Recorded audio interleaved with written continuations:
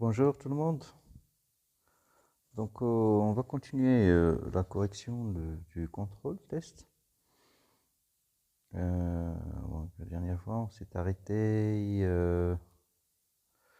pratiquement à la fin de l'exercice numéro 3. Donc, ok, la question numéro 3. Alors, le noyau de cérium se transforme spontanément en noyau de praseodyme avec émission d'une particule β-. Alors, calcule la durée nécessaire pour la transformation de 99% du noyau de cérium. Bon, alors, initialement, présent dans un échantillon de cérium. Bien, alors on va appliquer la loi de la radioactivité. Donc, on a...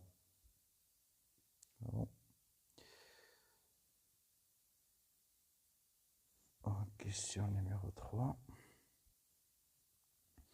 Voilà, on a n de t sur n0 égale à exponentielle moins lambda fois t. Ok, si est égal aussi à 2 à la puissance moins t sur t. Ok, alors donc on va avoir une transformation de 99%, c'est-à-dire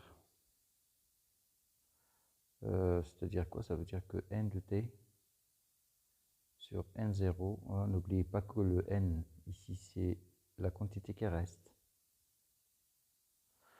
Donc on va avoir une transformation de 90%, ça veut dire la quantité qui reste, ça doit être normalement c'est 1%. D'accord? Donc le n de t sur n0, ça doit être égal à 1%. Si égale 2 à la puissance moins t sur t. Nous, ce qu'on cherche bien sûr c'est t. Donc on passe au log. Donc on a ln de 1 sur 100. C'est égal ln de 2 à la puissance moins t sur t. Qui est égal moins t sur t. Ln de 2. Et ln de 1 sur 100, c'est tout simplement ln de moins 100. Donc en simplifiant par le signe moins ici, on a l'instant cherché, c'est égal à t sur ln de 2 fois ln de 100. Donc voilà, on fait l'application numérique. On a tout ce qu'il faut, donc on a lambda plutôt, donc voilà, je peux garder, dans ce cas, je peux garder l'exponentielle avec lambda. Donc, c'est pas la peine de mettre t. Bon, ce serait mieux. Alors voilà, donc je vais réessayer en gardant l'expression de lambda parce que voilà, on nous a donné lambda. Donc on a dit n de t sur n0 est égal à 1 sur 100 est égal exponentielle moins lambda fois t. Je passe au log, donc ça va faire moins ln de 100. C'est égal moins lambda fois t. Donc t c'est égal à ln de 100 divisé par lambda. Voilà, donc on fait l'application numérique. Et on passe à l'exercice suivant. Donc la partie électricité, exercice numéro 4. Bien, alors on a le montage. Donc je refais mon montage ici.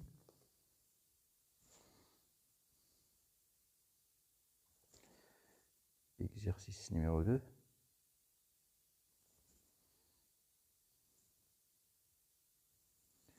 Donc deux capacités qui sont branchées en parallèle. On a deux résistances qui sont branchées aussi en parallèle. Maintenant, nous avons quoi? Nous avons un générateur, puis une autre résistance. Alors, ce que vous devriez savoir ici, c'est que à chaque fois que nous avons plusieurs résistances dans un circuit, ou bien plusieurs capacités, on procède toujours à une association, ou bien un assemblage de ces éléments. Donc ici, C1, C2. Bon, pour les résistances, donc on a R1, R2, R. R1, R2, R ici. Donc, ce qu'on doit faire, donc c'est associer d'une part les capacités et puis associer de l'autre part les résistances. Mais là, nous avons un petit problème, c'est que, comme vous le voyez sur le schéma, vous avez R et est loin de R1 et de R2. Donc pour cela, il n'y a aucun problème, c'est lorsque deux éléments sont branchés en série, par exemple ici le générateur il est branché avec la résistance en série, on a le droit de permuter les positions respectives de ces deux éléments. Donc je vais mettre la résistance ici, comme ça elle est tout près des autres, et je mets le générateur en bas. Bien, donc ici c'est R, donc on a E. Voilà, maintenant je peux aussi associer l'ensemble des résistances qu'on a ici. D'accord? Bien. Alors, alors, si on fait l'association, bien sûr, donc vous allez, l'objectif c'est toujours de simplifier le montage. Hein. Donc, l'objectif serait de simplifier le montage. Alors, si on arrive à associer, on n'aura qu'une seule capacité, une seule résistance et un seul générateur. Voilà, donc R équivalent, C équivalent, E. D'accord? Donc c'est ça tout l'objectif de l'association, donc c'est de permettre de simplifier amplement le montage. Donc la première question, calcule la résistance équivalente et R équivalente. Donc on va le faire rapidement. Alors la résistance équivalente, donc on va d'abord associer les deux résistances qui sont en parallèle. Donc on aura à la place des deux résistances au parallèle, donc on aura une seule résistance, donc R, on va la garder. Ici on a quoi? Comme vous le savez, deux résistances en parallèle, ça donne le produit sur la somme. À présent, on fait l'association de R et tout ça, donc puisqu'ils sont branchés en série, donc à la fin, on aura R équivalent, CR plus R1, R2 sur R1 plus R2. Bon, ça c'est pour la première question. Maintenant, on passe à la deuxième question. À quoi est égal C équivalent? Donc, où est-ce qu'elle est? Donc voilà, calcule la capacité équivalente aussi.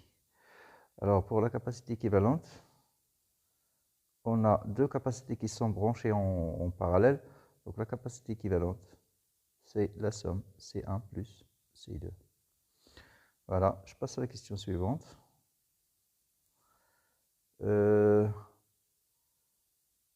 Quelle sera l'intensité du courant I à l'infini dans le circuit après un temps très lent? Ok, alors après un temps très lent, donc troisième question. Lorsqu'on vous demande qu'est-ce qui se passe dans un circuit après un temps très lent, donc un temps lent signifie d sur dt égale à 0. Ça veut dire qu'on a un régime permanent. Donc, si je reviens sur mon circuit, bien sûr, dorénavant, j'ai le droit, on va utiliser le circuit simplifié, puisqu'on connaît à quoi est égale la résistance équivalente et à quoi est égale la capacité équivalente.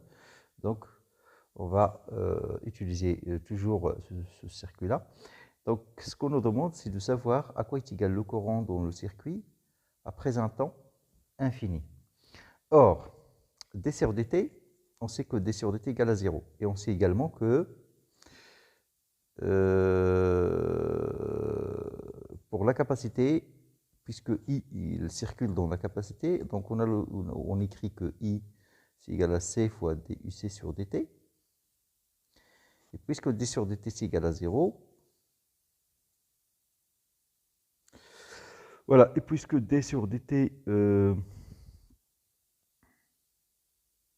égale à 0, donc ça veut dire tout simplement que I, après un temps infini, ça doit être égal à 0. Hein. Donc ça doit être égal à 0. Bien, donc ça c'est pour la question 3. Je passe à la question numéro 4. La question numéro 4, établir l'équation différentielle vérifiée par I de t dans le circuit. Ok, alors ici nous avons un circuit. Donc j'efface la partie en haut.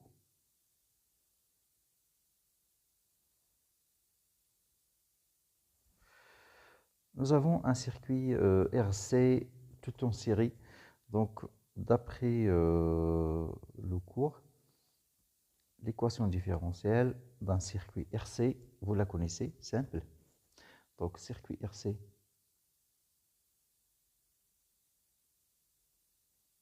Simple. Donc lorsque je dis simple, donc ça veut dire que tous les éléments sont branchés en série.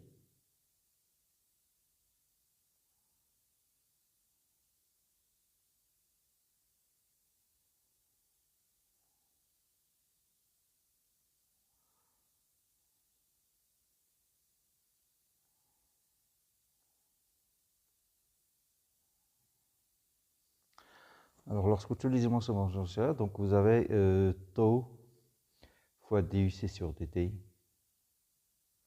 plus UC, c'est égal E, avec tau, dans notre cas, c'est R équivalent, fois C équivalent. Alors, mais là, on nous demande d'établir en fait l'équation différentielle vérifiée par I, et non pas UC. Alors pour cela, je dois réécrire la relation. On sait que I, c'est égal à quoi? C'est égal à C fois DUC sur DTI. Donc C est égal à DUC sur DT. Alors, puisqu'on cherche l'équation différentielle vérifiée par I, donc on aura aussi besoin de DI sur DT. Alors, DI sur DT, c'est égal à C d carré de UC sur DT carré. OK? Donc, à présent, je vais revenir sur mon équation différentielle. Et sur l'équation différentielle, vous voyez que la dérivée seconde de UC ne figure pas dans l'équation différentielle que nous avons ici. Et pour la faire réapparaître, donc on doit encore dériver cette équation différentielle. Alors en la dérivant, on aura tau fois d carré de UC sur dt carré plus DUC sur dt égale, la dérivée de E, c'est égal à 0. Maintenant, c'est bon, tout va bien. Donc tau d carré de UC sur dt carré, donc c'est 1 sur C fois DI sur dt plus DUC sur dt, c'est I sur C, voilà, c'est tout, égal à 0. À présent, je peux simplifier par la capacité C, et on aura DI sur dt fois tau, plus I, c'est égal à 0. Donc ici, on obtient l'équation différentielle cherchée.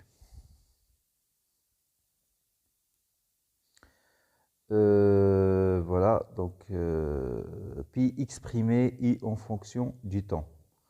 Bien, alors exprimer I en fonction du temps, ça veut dire qu'il faut chercher la solution de cette équation différentielle. Alors, on va effacer cela.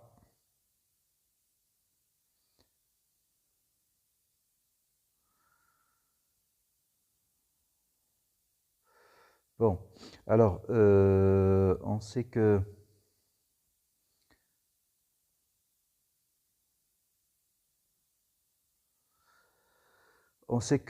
voilà, une équation, l'équation tau fois di sur dt plus I égale à 0 est là comme solution.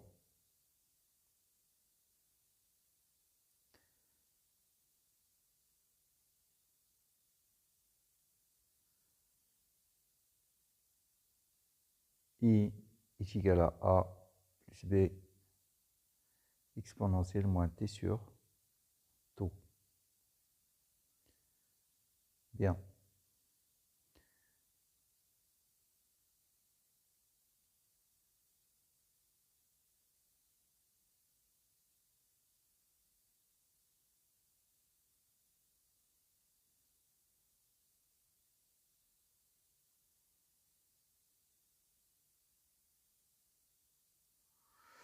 Ok.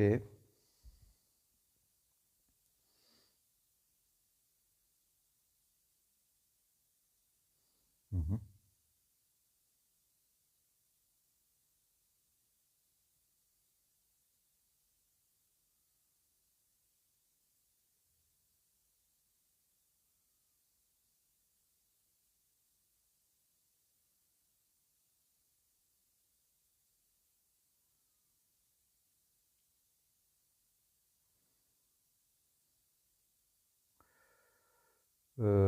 D'accord. Alors,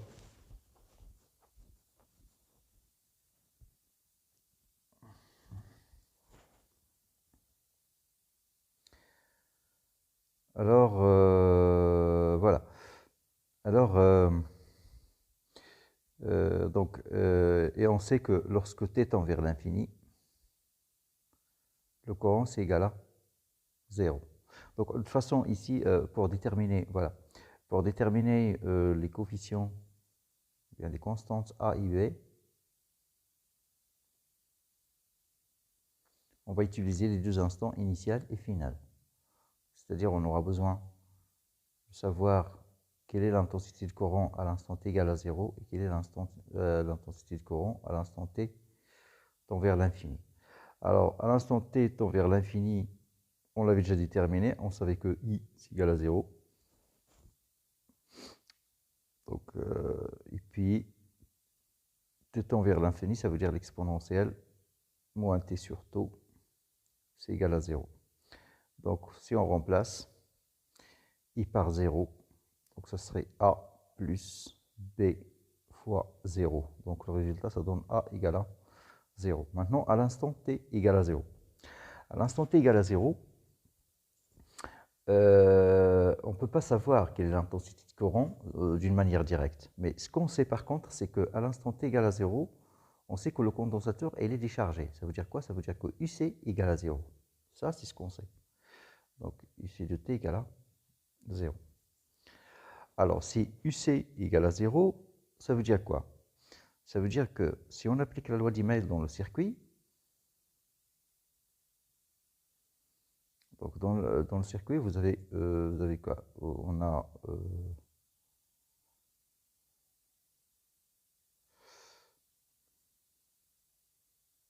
E, on a RI et on a UC.